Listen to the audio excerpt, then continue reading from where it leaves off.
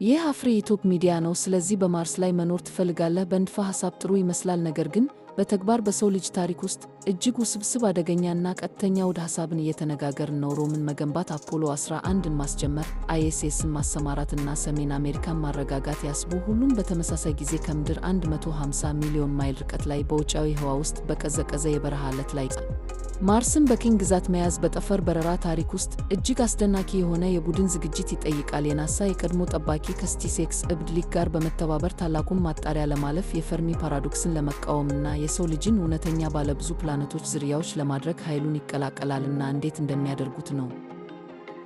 ኤሎን ማስክ ስለዚህ የጊዜ መስኮት ሐሳብ ማውራት ይወዳል። በምድር ላይ ያለው ሕይወት ከ3 ቢሊዮን ዓመታት በላይ በአንድ ወይም በሌላ መልኩ ኖሯልና የሰው ልጅ ዝርያ ምድርን ለቆ ሙሉ በሙሉ አዲስ ፕላኔትን ለመጎብኘት የሚያስፈልገውን ቴክኖሎጂ ያሳየው አሁን በሕይወታችን ውስጥ ብቻ ነው። ይህ እጅግ በጣም ልዩ የሆነ የሰዎች ትውልድ ቢያደርገንም አስደናቂ አዲስ ኃላፊነትም ይዘናል። ከ3 ቢሊዮን ዓመታት በኋላ ለመጀመሪያ ጊዜ መስኮት ተከፍቷል። ነገር ግን ለምን ያህል ጊዜ ክፍት እንደሚሆን የምናውቅበት መንገድ የለንምና ይህንን ዕድል አሁን ብናባክነው ዳግመኛ ላይመጣ ይችላል። በጣም ጥሩ ሁኔታ ምድር ለሕይወት ለመኖር ተስማሚ አካባቢ ሆና ሌላ ቢሊዮን ዓመታት ቀርታለች። በጣም የከፋው ሁኔታ ዛሬ ሁሉም ነገር ሊያልቅ ይችላል። ስለዚህ የሰው ልጅ የፀሐይ ሥርዓትን ለማሰስ እና እንግዳ የሆኑ አዳዲስ ዓለማትን ለመፈለግ ያለው ፍላጎት ለሕልውናችን መሠረታዊ ነው።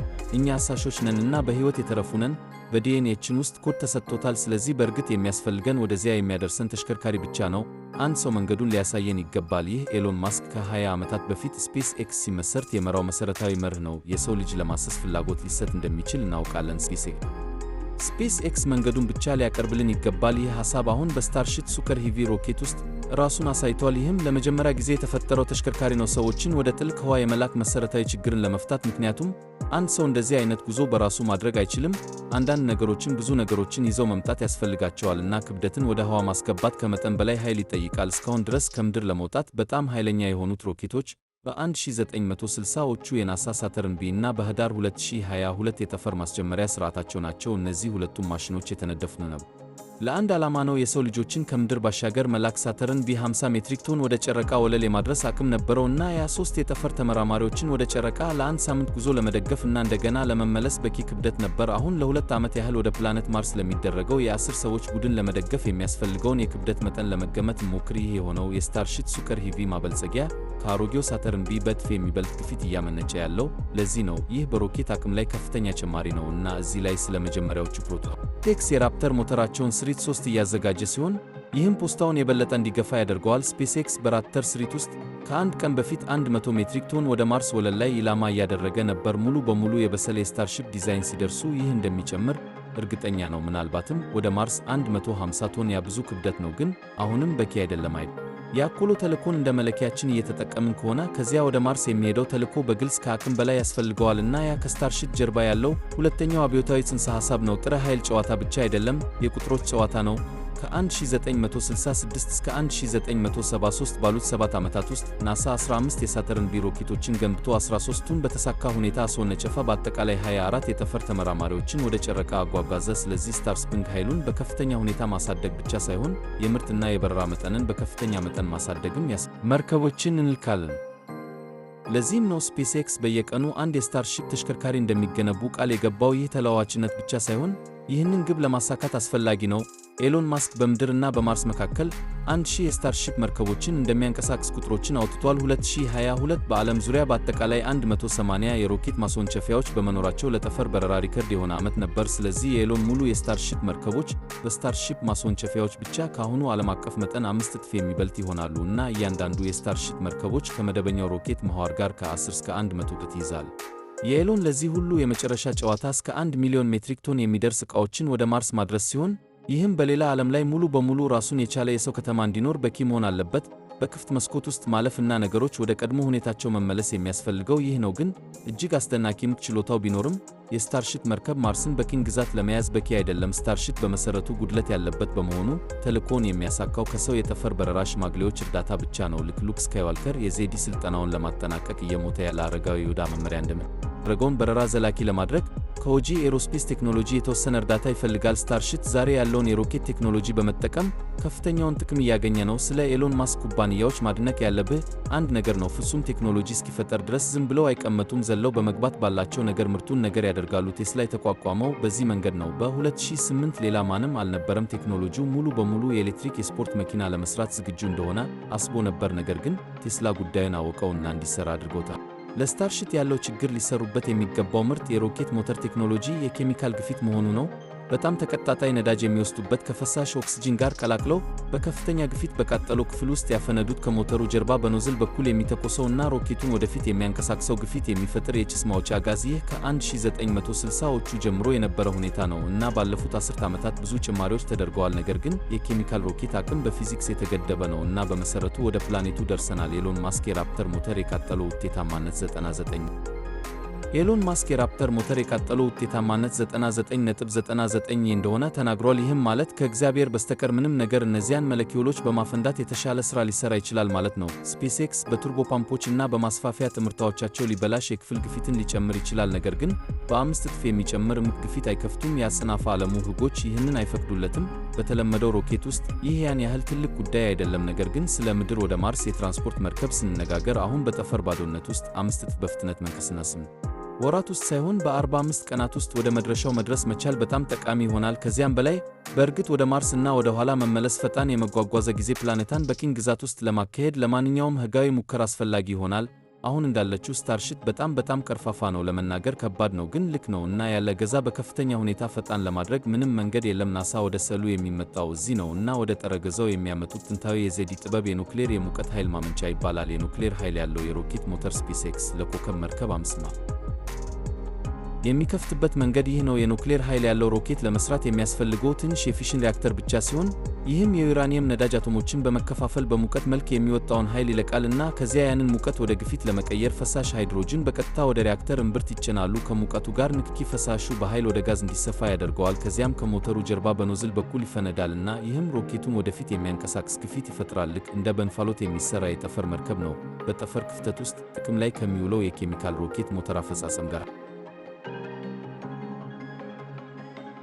ሙቀት ሮኬት ከ3 እስከ 5 እጥፍ የሚበልጥ ቅልጥፍና መስጠት አለበት እና ይህም በፍጥነት መጓዝ የበለጠ ጭነት መሸከም በፍጥነት መጓዝ እና በፍጥነት መጓዝ የሚችል የጠፈር መርከብ ይሁን። ተጨማሪ ርቀት እና እስከዛሬ ከተጠቀምንባቸው ተሽከርካሪዎች በበለጠ ፍጥነት እና በቀላሉ በጠፈር ውስጥ መንቀሳቀስ። ይህ አይነቱ ሞተር ናሳ ለ10 ዓመታት ሲያጠና የቆየ ነገር ነው። በ60ዎቹ ዓመታት ውስጥ ጥቂት ፕሮቶታይፖችን እንኳን ገንብተዋል። ነገር ግን ቴክኖሎጂው ከኋላ ተቀናጅቷል። እስካሁን ድረስ በተሻሻለው የኑክሌር ሙቀት ሮኬት ሞተር ፕሮጀክት ድራኮ ናሳ በሚቀጥሉት 5 ዓመታት ውስጥ የመጀመሪያውን የኑክሌር የጠፈር መንኮራኩራቸውን ለማሰማራት አቅዷል። አሁን ያ ትልቅ የጊዜ ሰሌዳ ነው እና ናሳ በ5 ዓመታት ውስጥ ሙሉ በሙሉ አዲስ ተሽከርካሪ የማፍራትና የመገንባት ዕድሉ በመሰረት የኑክሌር ሞተር መገንባት ይችላሉ። በግልጽ ለማየት እንደሚቻለው እንደ ስፔስኤክስ ላሉ ኩባንያዎች ለሮኬት ሙከራዎች ዓላማ የኑክሌር ነዳጅ ተደራሽነት ያላቸው ተደራሽነት በከፍተኛ ሁኔታ ቁጥጥር ይደረግበታል። ይህም በጣም ጥሩ ነገር ነው። ነገር ግን የዚህን ቴክኖሎጂ ልማት ለግሉ ዘርፍ እጅግ ውድ ያደርገዋል። ስለዚህ ይህ የመንግሥት አካል ለሥራው በጣም ጥሩ እቺ የሆነባቸው ጥቂት ክስተቶች አንዱ ይሆናል። ስለዚህ ናሳ ሞተር ካመጣ እና ስፔስኤክስ ተሽከርካሪ ካመጣ ምናልባት ሁለቱም የሮኬት ሳይንስ ውህደት ዳንስ በኑክሌር ኃይል የሚሠራ የከዋክብት መርከብ ለማምረት አንድ አይነት ዳንስ ሊያደርግ ከምድር ወደ ማርስ የሚሄደው ተስማሚ የትራንስፖርት አይነትና በጥልቅ ህዋ ውስጥ የኑክሌር ኃይል አጠቃቀም ከሞተሮች በላይ ነው። ኑክሌር የኪን ግዛት ማርስን ድንበር ለማብቃት እጅግ በጣም ጠቃሚ ይሆናል። የፀሐይ ኃይል በማርስ ላይ አይቀንስም። ቢያንስ በባድ ፕላኔት ላይ ግዙፍ የፀሐይ እርሻዎችን እንዴት መገንባት እንደምንችል እስክናውቅ ድረስ እና ሁሉንም የባትሪ ምትኬዎችን እና ከእሱ ጋር የሚሄድ ሁሉንም ነገር እስክናዘጋጅ ድረስ ከመጀመሪያው ቀን ጀምሮ በማርስ ላይ ብዙ እና አስተማማኝ ኃይል ከፈለግን እንደ ናሳ ኪሎ ፓወር ያለ ነገር ያስፈልገናል። ይህም በተለይ በጠፈር ውስጥ እንዲሰማራ የተነደፈ ናሳ በዚህ 10 ዓመት መጨረሻ ላይ በጨረቃ ላይ የመጀመሪያውን 10 ኪሎዋት ሪያክተር ለመሞከር አቅዷል እና ይህን ቴክኖሎጂ በጨረቃና በማርስ ላይ የሰው ኃይልን ለማብቃት እየፈለጉ ነው። ስለዚህ ናሳ ዳይኖሰር ሊሆን ይችላል። ነገር ግን አንዳንድ ጠቃሚ ነገሮችን ወደ ጠረጴዛው ያመጣሉና ያ ከኑክሌር ቴክኖሎጂ በላይ ነው። ናሳ በሎጂስቲክስም በጣም ጎበዝ ነው። ኤሎን ማስክ ስለ ማርስ ከተማ ብዙ ይናገራል። ነገር ግን ያ ሰው እንዲህ አይነት ነገር እንዴት እንደሚመጣ ሎጂስቲክስ ገና አልገባም። እንዴት ትገነባዋለህ? ወደ ማርስ ማን ትልካለህ? ማን ኃላፊ ነው? በባድ ፕላኔት ላይ የጠፈር ኪን ግዛት ፕሮጀክት እንዴት ታደርጋለህ? እነዚህ ኤሎን ማስክ ሊመልስላቸው ወይም ሊመልሳቸው የሚገቡ ጥያቄዎች አይደሉም። ሰውየው የማኅበራዊ ሚዲያ ኩባንያ እንዲሠራ ማድረግ እንኳን አልቻለም። ያለው የትዊተርን እንደሚያስተዳድር የማርስ ኪን ግዛት ለማስተዳደር ቢሞክር ብዙ ሰዎች ይሞታሉ። እንደ ድል ሆኖ ይህ ናሳ ቀድሞውኑ እየሠራበት ያለ ነገር ነው። ለምሳሌ የማርስቱን አልፋንን ውሰዲ። አንድ ቀን በማርስ ላይ ሊሰማራ የሚችል የ3 ልኬት ህትመት ቴክኖሎጂን በመጠቀም የተገነባ የተመሰለ የማርስ መኖሪያ ነውና ናሳ የመጀመሪያውን የሰው ሙከራቸውን እያካሄደ ነው። 4 ሰዎችን በማርስ ተልዕኮ ማስመሰያቸው ውስጥ ለ1 ዓመት ሙሉ በማስቀመጥ አስቀድሞ አንድ ቡድን እዚያ ውስጥ ቆልፈዋልና የጠፈር ቅኝ ግዛት ማግለልና አካባቢን እንዴት እንደሚይዙ እናያለን። ሰዎችን ወደ ጥልቅ ጠፈር ከማውጣቱ በፊት መደረግ ያለበት ይህ አይነት ጥናት ነው። ይህም ናሳ ወደ ጠረጴዛው የሚያመጣውን ከፍተኛ የወይብና የልምድ መጠን ሳይጠቅስ ነው። ማርስን ከመሬት ደረጃ ለ10 ዓመታት ሲያጠኑ ቆይተዋል። ከማርስ ላይ ስለ ማረፍና ለረጅም ጊዜ በሚቆይ ተልዕኮ ላይ ከናሳ የበለጠ የሚያውቅ የለም። አንድ ቴንኩለኛ ሊቅ ቢሊየነር ማርስን ፓንክሮክዘ በቅኝ ግዛት ውስጥ ሲያስገባ መገመት ምንም ያህል አስደሳች ቢሆንም ያ በእርግጠኝነት በአደጋ ያበቃል። ስለዚህ ስፔስኤክስ ናሳን ይፈልጋልና በተራው ደግሞ ናሳ ስፔስኤክስ እንደ ሲምባዮቲክ ግንኙነት ይፈልጋልና አብሮ ቅኝ ግዛት ማድረግ ይችል ይሆናል። Power in deep space goes beyond just engines. Nuclear will be incredibly useful for powering the colonial Martian frontier. Solar power isn't going to cut it on Mars, at least not until we can figure out how to build gigantic solar farms on an alien planet and rig up all of the battery backups and everything to go along with it. If we want abundant, reliable energy on Mars from day one, then we'll need something like NASA's Kilopower, which is a small modular nuclear reactor that is specifically designed to be deployed in space. NASA intends to test their first 10-kilowatt reactor on the moon by the end of this decade, and they are eyeing this technology to power human outposts on the moon and Mars. So NASA might be a dinosaur, but they do bring some useful stuff to the table, and that goes beyond just nuclear tech. NASA is also pretty good at logistics. Elon Musk talks a lot about a Mars city, but that dude has yet to get into the logistics of how such a thing would actually come together. How do you build it? Who are you going to send to Mars? Who's in charge? How do you do project management of a space colony on an alien planet? These are not questions Elon Musk can or should answer. The guy couldn't even make a social media company work. If Elon tries to run a Mars colony the way he runs Twitter, a lot of people are gonna die. Luckily, this is something that NASA is already working on. Take Mars Dune Alpha, for example. This is a simulated Mars habitat constructed using 3D printing technology that could someday be deployed on Mars. And NASA is conducting their first round of human experiments by placing 4 people in their Mars mission simulator for an entire year. They've already locked a crew in there, and we are going to see how they deal with the isolation and the environment of a space colony. This is the kind of research that needs to be done before we just blast people off into deep space. And that's not to mention the sheer volume of data and experience that NASA brings to the table. They've been studying Mars from the ground level for decades now. No one knows more about landing on Mars and operating a long-duration mission on the surface than NASA.